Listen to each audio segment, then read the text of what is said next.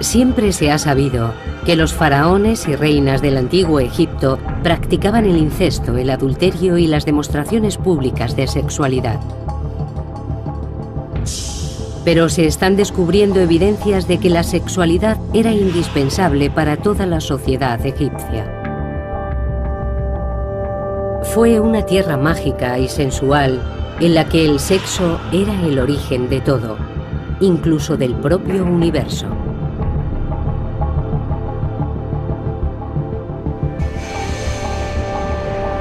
El sexo en la antigüedad. Egipto.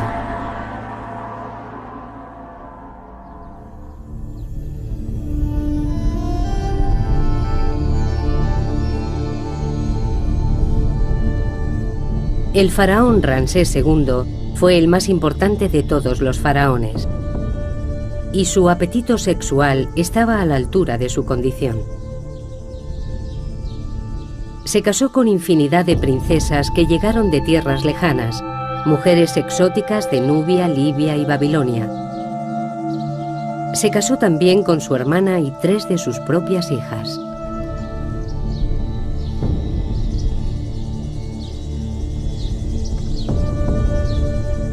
En el momento de su muerte, en 1213 a.C., a la edad de 91 años, Ramsés aseguraba haber tenido más de 20 reinas y multitud de amantes o concubinas. En los textos antiguos se recoge que fue padre de más de 100 hijos.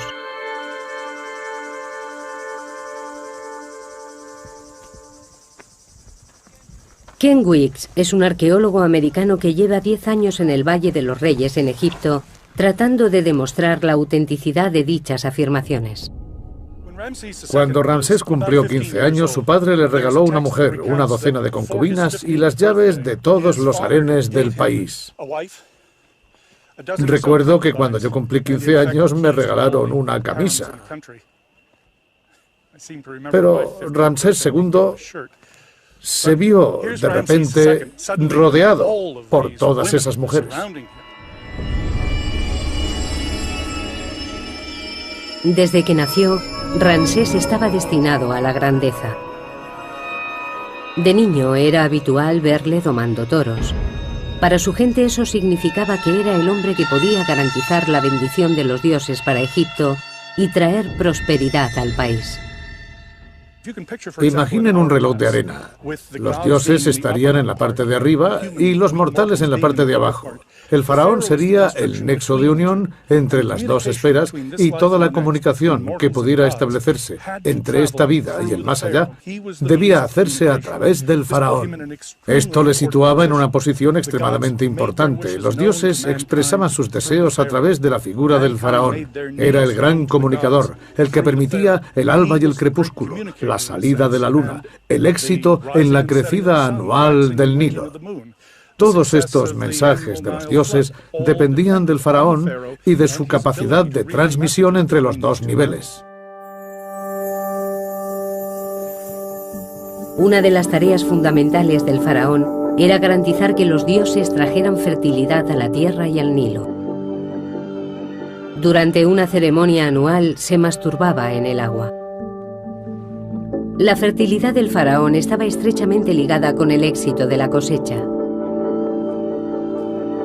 Para el pueblo, la potencia sexual del faraón, su dios en la tierra, era igualmente importante porque creían que era el sexo lo que había dado lugar al mundo.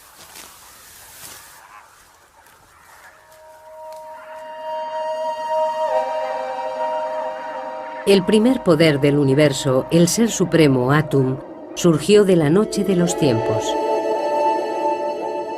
Se masturbó y se convirtió en el dios Sol, Ra.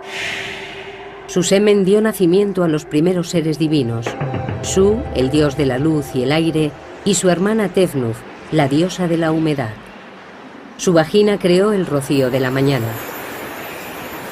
Su amor incestuoso creó a Nut, el cielo, y Geb, la tierra.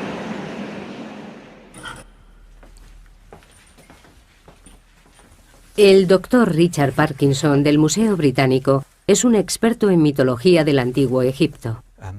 La actividad sexual era muy importante en los mitos egipcios. En muchos se puede ver una imagen del cosmos en la que la diosa del cielo, Net, está sobre su marido Geb, dios de la tierra. Normalmente él está acostado en el suelo, pero aquí se puede ver cómo se aproxima a ella. Su unión da a luz a la siguiente generación de dioses y es el inicio de toda la historia de Egipto tras el nacimiento del cosmos.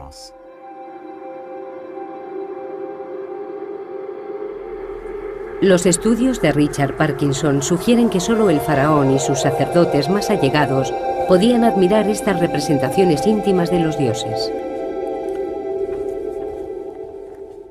En este papiro podemos observar otro ejemplo del icono religioso cuya carga sexual es bastante insólita para nuestra mentalidad moderna.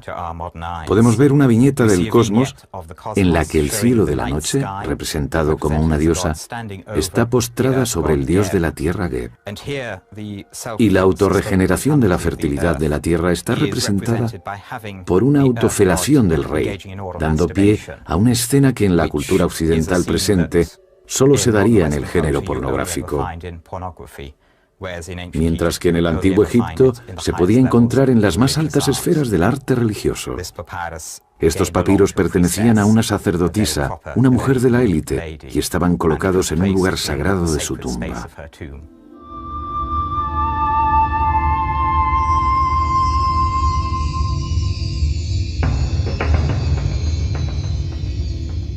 La mujer de más alta categoría en Egipto fue el primer amor de Ramsés, la gran reina Nefertari.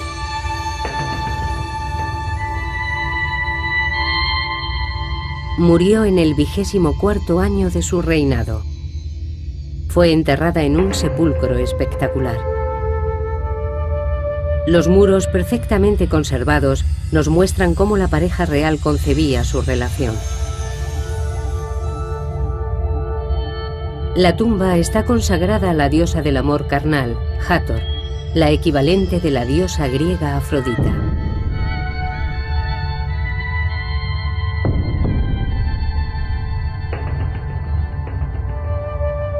La reina Nefertari y la diosa Hathor están representadas con el mismo tamaño. En el arte religioso egipcio, el tamaño era muy importante.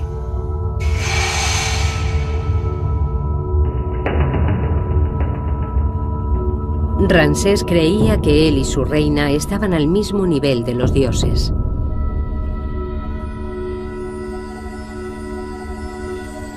Ramsés solo tenía 48 años cuando la reina Nefertari murió.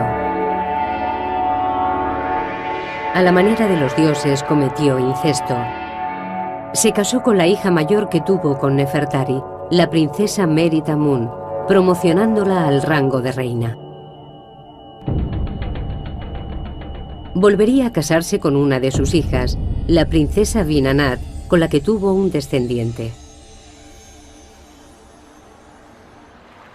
Ramsés se tomó su papel de símbolo supremo de la fertilidad muy en serio.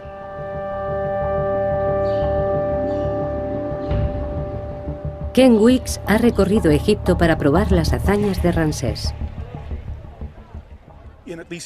En al menos 10 templos a lo largo de Egipto grabó las paredes con escenas de procesiones formadas por sus hijos. En una están representados nada menos que 29 junto con procesiones de sus hijas en orden de nacimiento. Y en cada caso una leyenda que detallaba su nombre y sus títulos. Ningún faraón dio tanta importancia a sus hijos como lo hizo Ramsés. Son objeto de frecuentes referencias en textos históricos que redactó acerca de las actividades de su reinado. Comprobarlo ha sido una tarea complicada.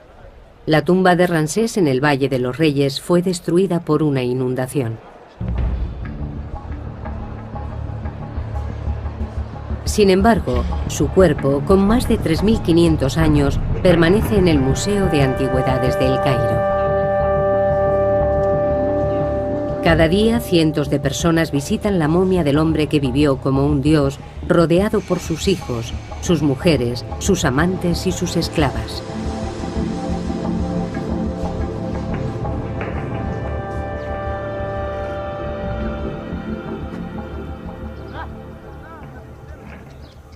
Pero la vida de la gente corriente era mucho más sencilla. El faraón siempre ha tenido un papel fundamental en la sociedad egipcia. Muchas mujeres, multitud de hijos, todo el conjunto era algo inherente al faraón. Pero, desde luego, los cortesanos y la gente humilde se comportaban y vivían de manera mucho más sencilla. Para la mayoría, el día a día era una lucha por la supervivencia. Cómo veían el sexo y el matrimonio siempre ha sido un misterio, pero ahora podemos estudiar pruebas que habían estado ocultas. Datos que cuentan cómo la gente corriente llevaba una vida tan sensual y erótica como el faraón.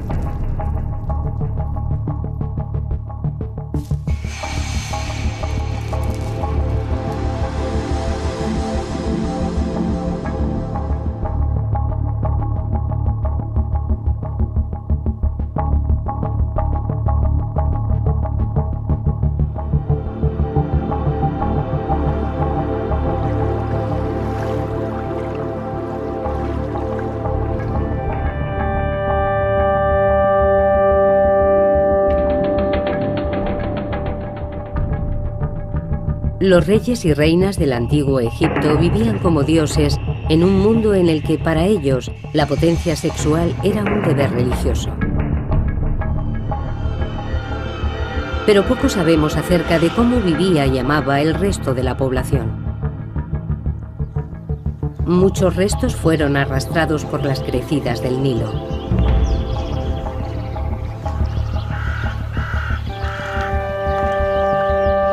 Durante 7000 años, toda la vida en Egipto se limitó a las orillas del río Nilo, en esta franja de frondosa vegetación.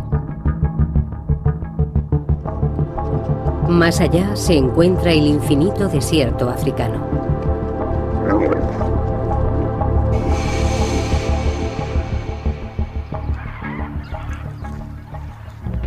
Excepto algunos templos reales y tumbas, las construcciones del antiguo Egipto son de ladrillo de barro. A lo largo de los últimos 200 años, las crecidas anuales del Nilo han destruido casi todo rastro de la historia antigua.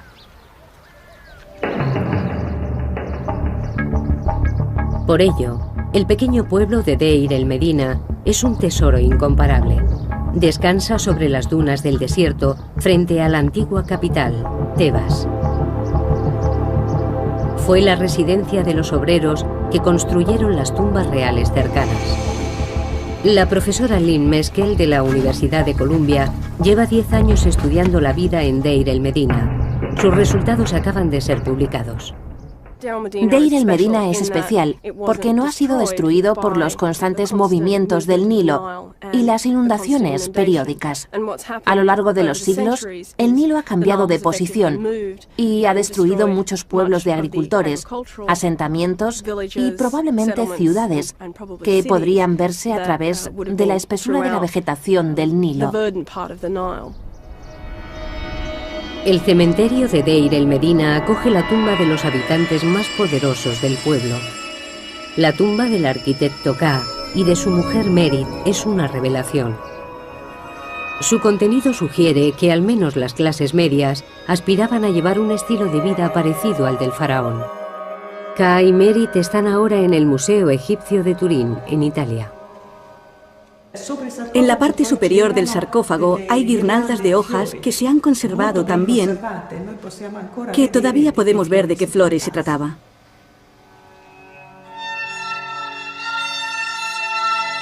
El aire seco del desierto ha conservado cada detalle de la tumba de 3500 años de antigüedad de Ka y Merit.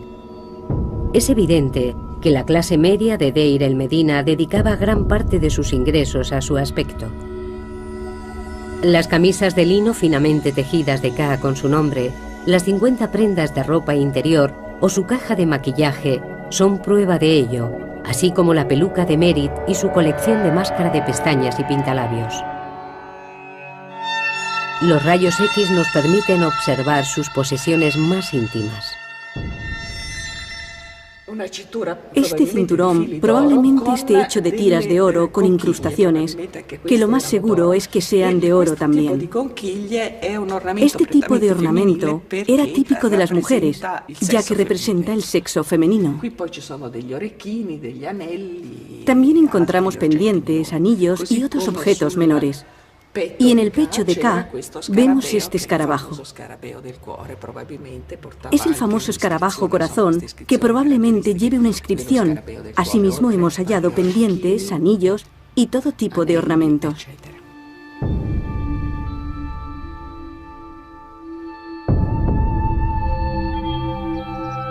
Tanto hombres como mujeres llevaban gran cantidad de ornamentos como joyas, pendientes, brazaletes, anillos. Y ambos utilizaban maquillaje, especialmente máscara de pestañas. Llevaban igualmente ingentes cantidades de perfume. Desde luego no se regían por nuestros criterios, según los cuales las mujeres son las principales portadoras de joyería. Los hombres también lucían joyas muy caras.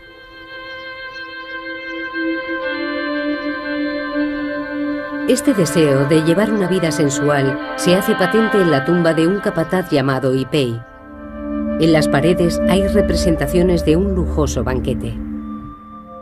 Conceptos como sexualidad y belleza, todo ello nos permite formarnos una imagen muy sensual, con flores y perfumes, que nos dan una idea de cómo sería este banquete. Habría música, vino, probablemente infusiones de vino y flores de loto, todo tipo de sustancias estupefacientes, y con todo resultaría una experiencia muy sensitiva.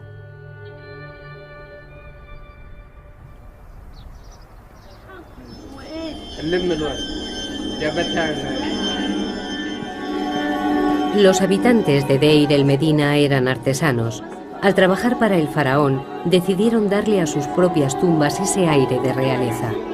Pero también dejaron tras de sí restos de sus vidas cotidianas.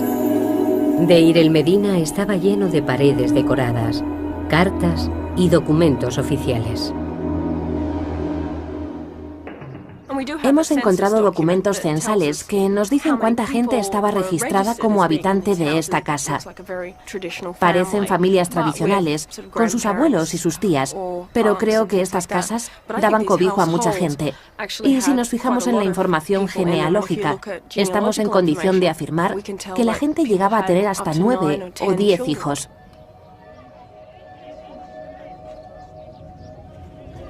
Se parece mucho a la vida de los actuales habitantes de Egipto. Los animales y los seres humanos comparten espacios comunes. El tejado es el centro vital. La gente pasaba mucho tiempo en el tejado. Dormían allí, ya que es un lugar muy fresco, sobre todo durante el verano, y se desarrollaban otras actividades, como la cría de animales. Eso es algo que se da todavía en nuestros días. También tendían la ropa. Utilizaban cualquier espacio libre disponible.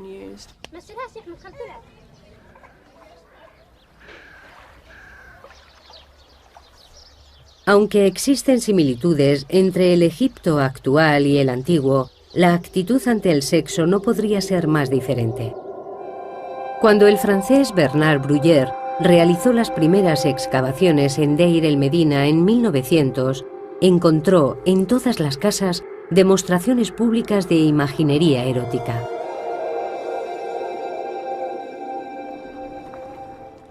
Lo primero que ves cuando entras en una casa son escenas que representan a mujeres en escenas particulares de su vida, ya sea dando a luz, dando el pecho a sus hijos. Y en una casa en particular, en la casa Sureste 8, podemos observar un gran fresco de una mujer desnuda, tocando una flauta doble. Este tipo de imágenes con tanta carga erótica y ritual no es algo que en la actualidad asociemos a la decoración inherente de una casa, y mucho menos de las primeras estancias. Además de las pinturas eróticas, Deir el Medina estaba lleno de objetos sagrados, utilizados probablemente en rituales de fertilidad. Estos objetos fueron tomados por muñecas durante muchos años, ya que son pequeñas representaciones de mujeres y en muchos casos con peinados muy elaborados. Pero al final quedó claro que se trataba de objetos con gran carga sexual, ya que los genitales femeninos están claramente representados.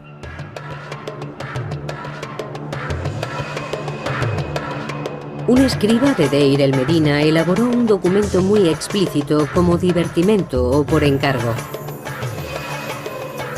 El papiro erótico de Deir el-Medina empieza con escenas normales de animales hasta que repentinamente cambia de tono. Algunos expertos han sugerido que estamos ante un tratado sexual o una alegoría religiosa. Otros apuestan por que se trate de un papiro satírico. Asumen que el hombre, al ser calvo, es un sacerdote, y la mujer, al comportarse de esta manera, deja claro que es una prostituta, por lo que se trataría de una sátira social. Pero creo que estas explicaciones son un tanto rígidas y académicas. Todo el papiro se desarrolla claramente en un contexto humorístico, como una parodia. El hombre hace gala de la tremenda flexibilidad de su pene, lo que es común en el género humorístico.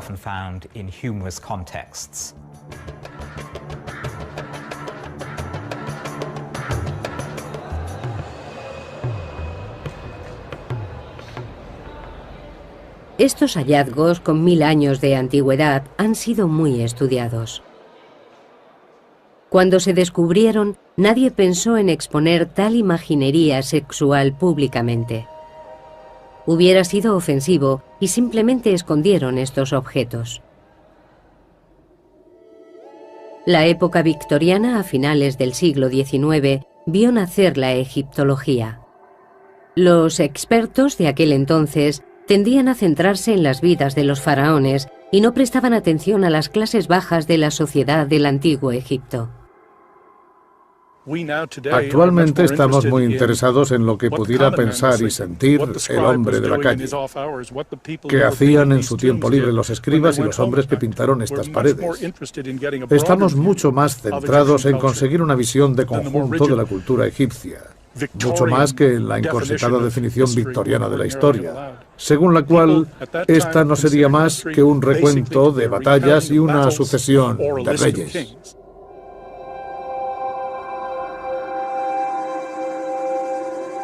Los primeros arqueólogos no eran partidarios de estudiar objetos sexuales.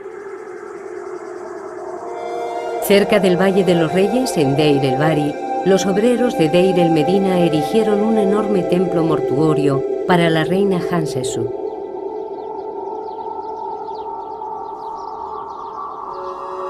En un santuario dedicado a la diosa Hathor, los excavadores encontraron una amplia colección de penes de madera que podrían haber sido utilizados en ritos de fertilidad. Desde su descubrimiento han permanecido almacenados en el Museo Británico. Estos son algunos de los penes de madera encontrados en las excavaciones del templo de Hathor de Rabawi a principios del siglo XX. Fueron encontrados en cestas colocadas alrededor del santuario y, por supuesto, no fueron referenciados con los informes originales de las excavaciones. Todavía no está claro en qué contexto se utilizaban o cuál era su función.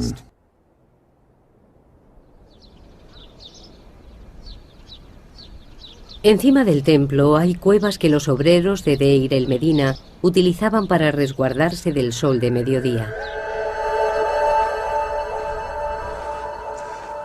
En una de ellas encontramos una pintura del antiguo Egipto. El profesor Mohamed el-Bailey, director de antigüedades del Valle de los Reyes, mantiene esta cueva cerrada al público.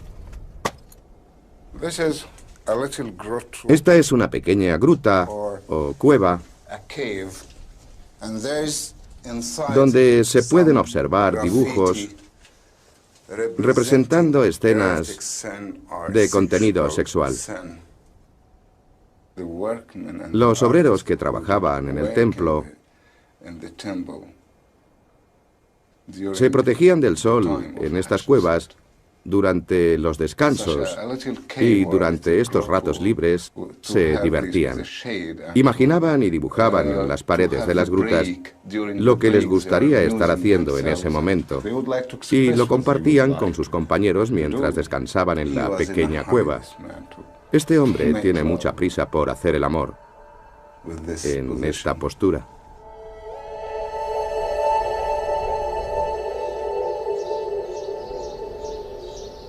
La imaginería explícita estaba presente en la vida egipcia desde los templos reales hasta las cuevas de los obreros. Pero hasta ahora nadie ha averiguado el motivo.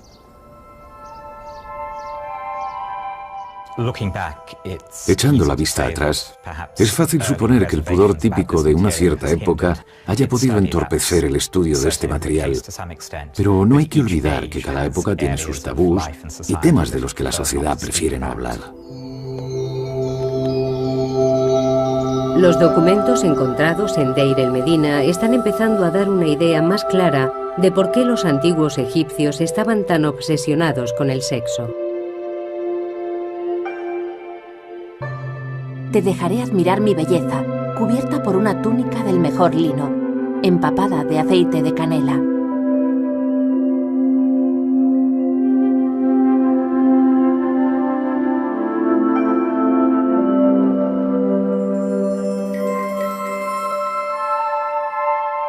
Noche, eres mía para siempre, ahora que mi maestra ha venido a mí.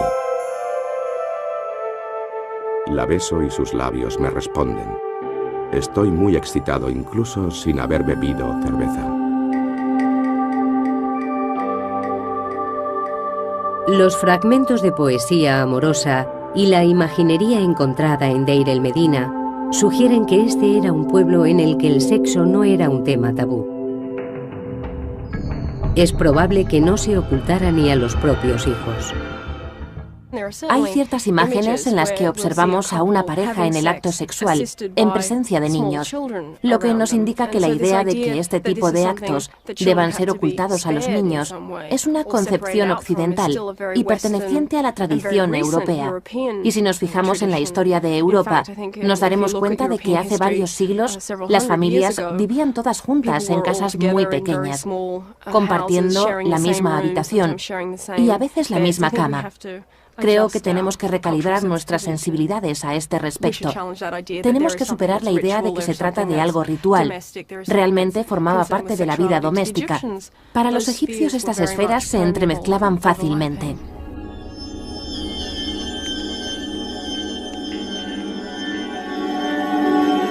Cuanto más se examinan los hallazgos de Deir el-Medina, más evidente se hace que Egipto era un lugar en el que la depravación sexual no estaba criminalizada.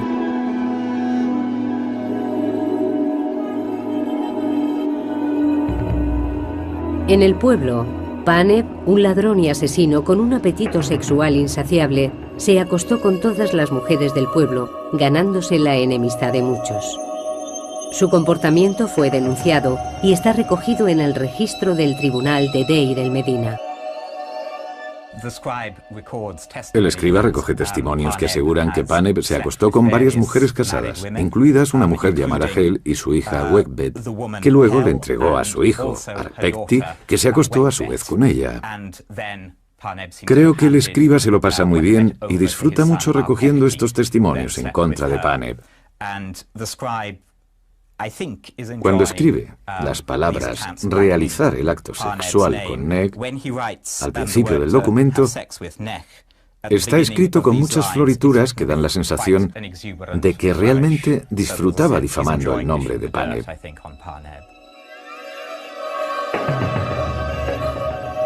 Pero su conducta solo fue objeto de registro, pero no de castigo. En la actualidad, este tipo de acto sería considerado un crimen, pero no en el antiguo Egipto. Se trata de algo repudiable y vergonzoso, pero demostraban una actitud muy práctica al respecto. El adulterio era algo común, y por ello no merece el castigo de la muerte. El matrimonio parecía ser frecuente, pero los registros del pueblo dan fe de que el divorcio también lo era. De lo que se trata realmente es de matrimonios en serie. Era normal que la gente se casara 3 o 4 veces. Hay casos conocidos de mujeres también, que se casaban con varios hombres en diferentes momentos, manteniendo relaciones paralelas. El concepto de matrimonio era muy informal. La frase utilizada para referirse al matrimonio era encontrar casa juntos. No había ceremonias, simplemente vivían con su pareja. No había códigos civiles. El matrimonio no estaba regulado. Lynn Meskel ha descubierto algunas modalidades de convivencia en Deir el-Medina que hoy resultarían sorprendentes. Existían mujeres que eran criadas o esclavas, que el marido llevaba a casa cuando su mujer se quedaba embarazada.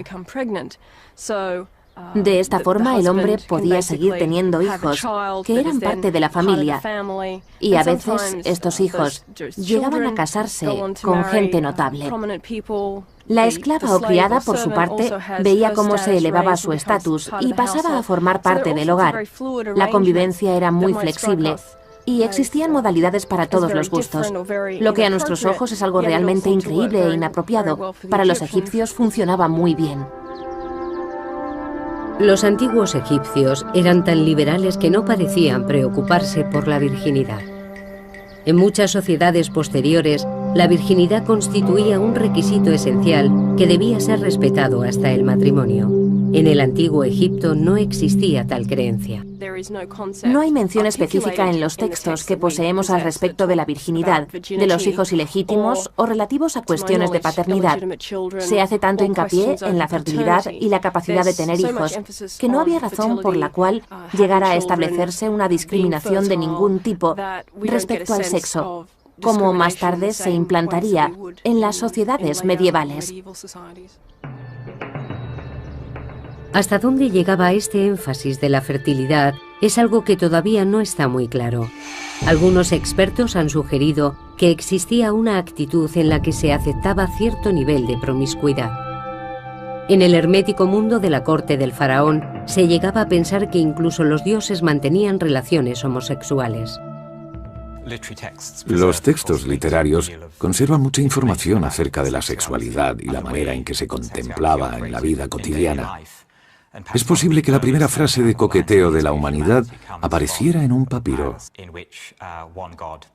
uno en el que un dios trata de seducir a otro.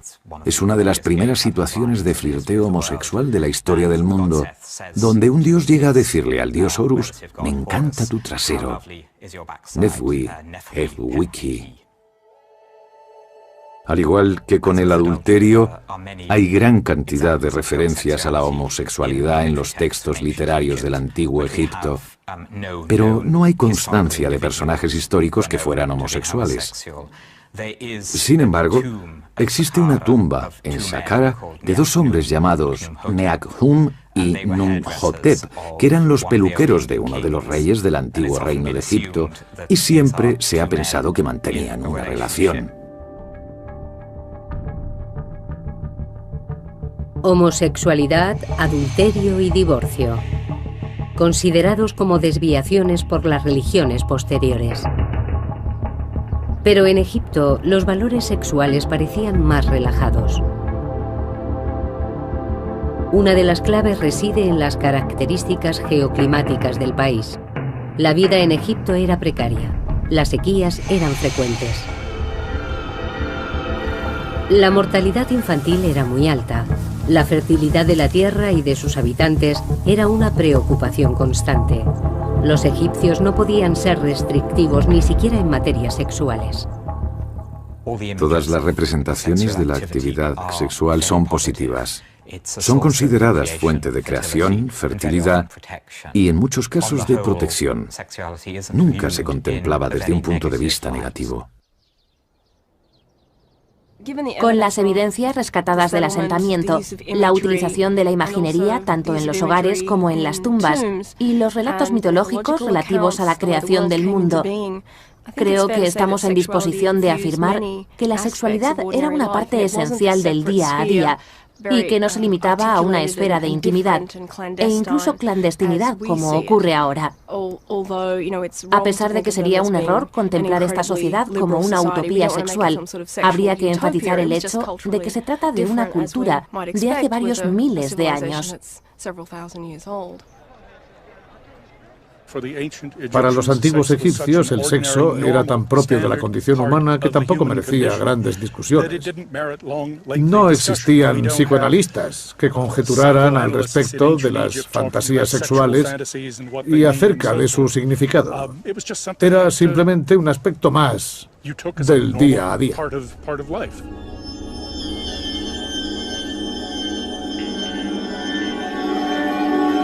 Los antiguos egipcios estaban lejos de sentirse acomplejados o culpables respecto al sexo. Por el contrario, el temor que existía era el de la infertilidad. El faraón podía contar con el apoyo de los dioses, pero la gente corriente no tenía acceso a los templos reales. Tenían que conformarse con recurrir a dioses menores y a la magia.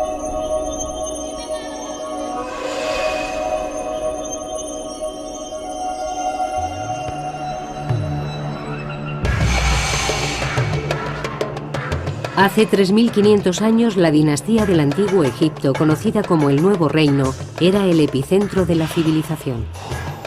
A pesar de que ciudadanos corrientes como el arquitecto Ka y su mujer Merit mantuvieran una actitud relajada respecto a las relaciones sexuales, existían ciertos temores como ser estéril o que hubiera complicaciones durante el parto.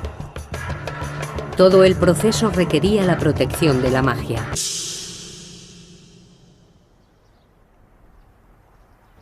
En el centro de cada casa de Deir el-Medina hay una plataforma elevada.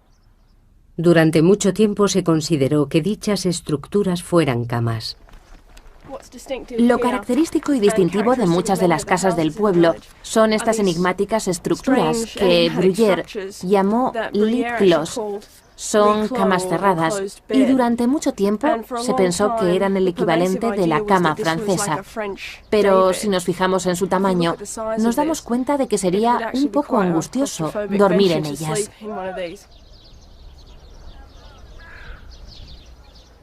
Lynn Meskel cree que son altares en honor a dioses menores de la fertilidad. Se trata probablemente de una estructura de culto, pintada con imágenes del dios Bes. El dios Bes tenía una apariencia grotesca. Es posible que fuera representado ahuyentando a los demonios. Se puede apreciar, sobre todo en cómo saca la lengua, una actitud particularmente agresiva. Esto es lo más cercano al folclore que hemos descubierto en el Antiguo Egipto. Bes se usaba para espantar a los demonios que se escondían tras el manto visible del mundo. Cada enfermedad, muerte, sequía, hambruna o revés del destino se achacaba a la obra de un demonio, espíritu malvado o incluso al fantasma de algún pariente desdichado. Una mujer como Merit podría contratar los servicios del chamán para que efectuara un ritual en honor de Bes.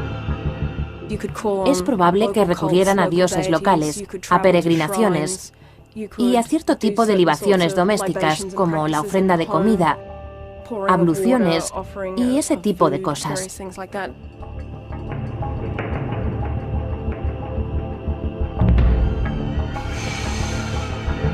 Por encima de todo, las mujeres recurrían a la magia para el parto. El parto era uno de los momentos más peligrosos en la vida de una mujer. Nos consta que la tasa de mortalidad infantil era muy alta, con lo que existía una demanda muy alta de rituales y amuletos de protección de todo tipo.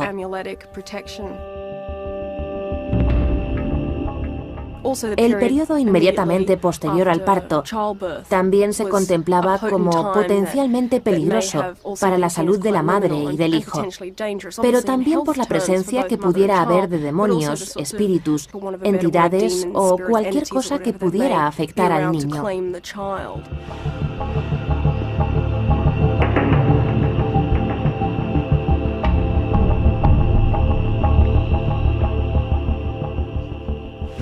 Muchos artilugios sagrados de la cultura egipcia han llegado en muy buen estado hasta nuestros días, tales como estas varas de marfil, utilizadas por los magos y sanadores durante los rituales de protección de los niños y mujeres, lo que se hacía antes, durante y después del parto.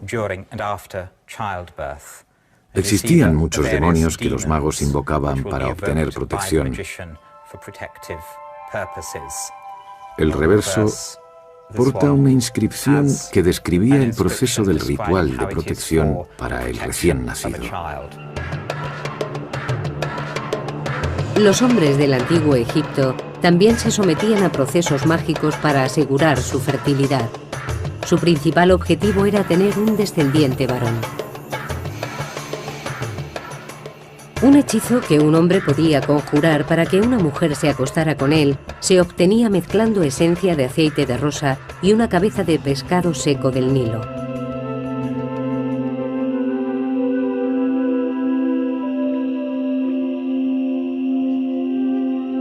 Escritos encontrados en Deir el-Medina también proporcionan instrucciones de cómo llevar a cabo el acto sexual para potenciar su efectividad. Hombres como Ka escribían fórmulas mágicas en su piel para invocar la bendición de los dioses. Lamer las fórmulas las hacía más poderosas.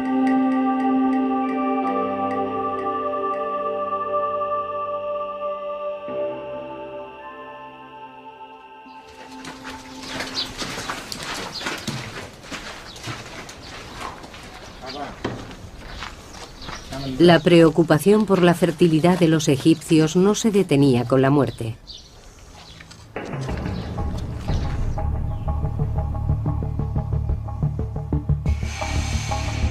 Algunos rituales mortuorios eran idénticos a los practicados durante las ceremonias del parto y la celebración anual donde se renovaba la vitalidad del emperador.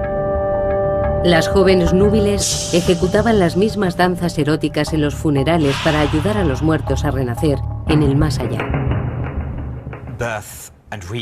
La vida antes y después de la muerte corresponde a un proceso natural, y la actividad sexual era algo que los egipcios esperaban que continuara en el otro mundo. Existen muchas referencias en textos funerarios de gente disfrutando del sexo en el más allá. Los muertos renacidos eran representados a menudo en la flor de su potencia sexual. En las tumbas se colocaban amuletos de fertilidad como estas figuras de mujeres desnudas. Esta preocupación por la fertilidad estaba presente en todos los ámbitos de la civilización egipcia.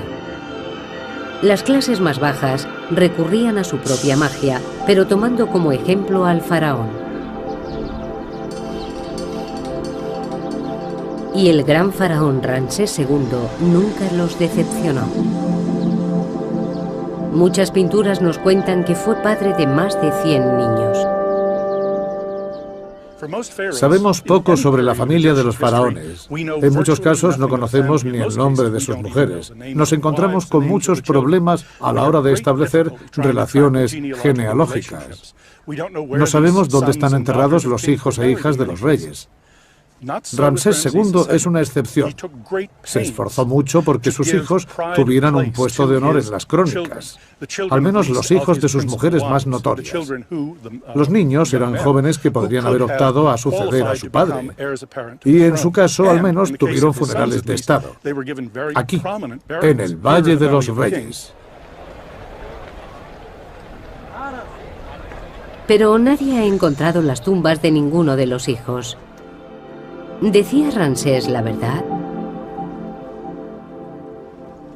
En 1983, Ken Weeks decidió hacer excavaciones en una pequeña tumba que se conocía simplemente como KV5.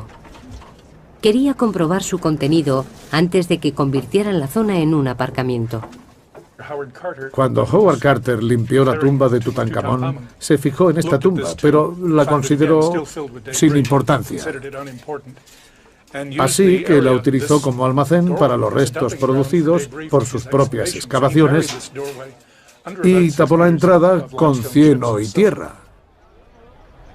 El grupo de Weeks tardó más de 6 años en desenterrar la primera cámara.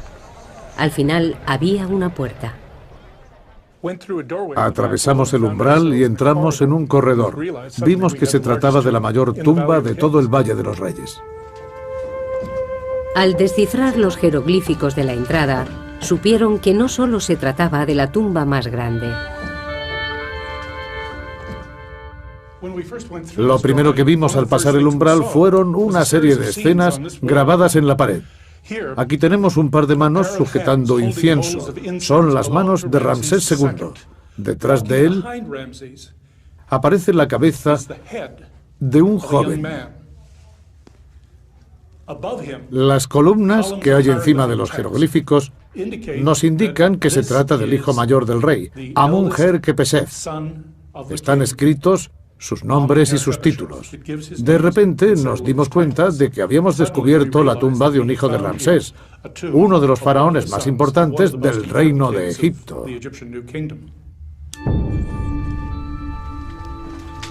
Los egiptólogos han creído durante mucho tiempo que Ramsés tuvo más de 100 hijos, pero hasta ahora no se habían encontrado pruebas.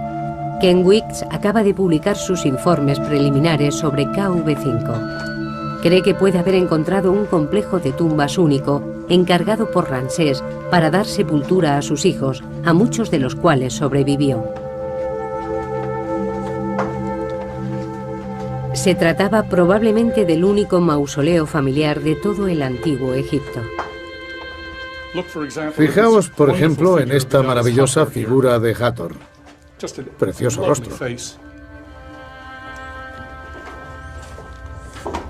Desgraciadamente, ha sufrido muchos daños causados por las crecidas del Nilo.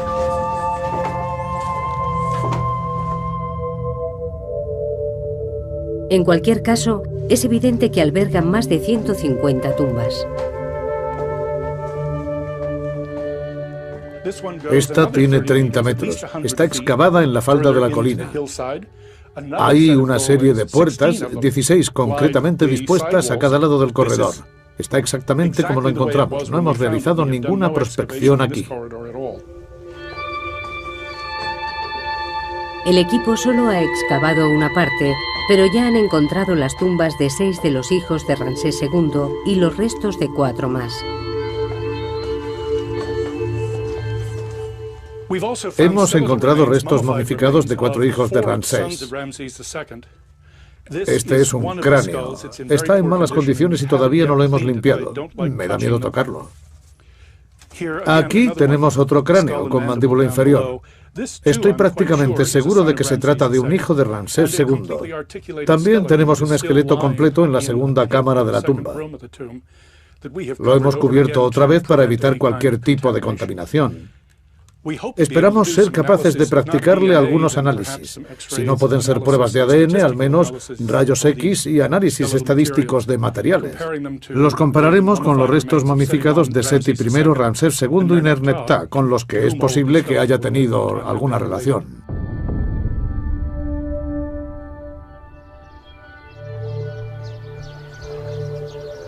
Las 150 tumbas de KV5 sugieren que Ramsés tuvo tantos hijos como afirmaba. Eran un mensaje para las generaciones posteriores. El faraón, su tierra y su gente eran muy fértiles.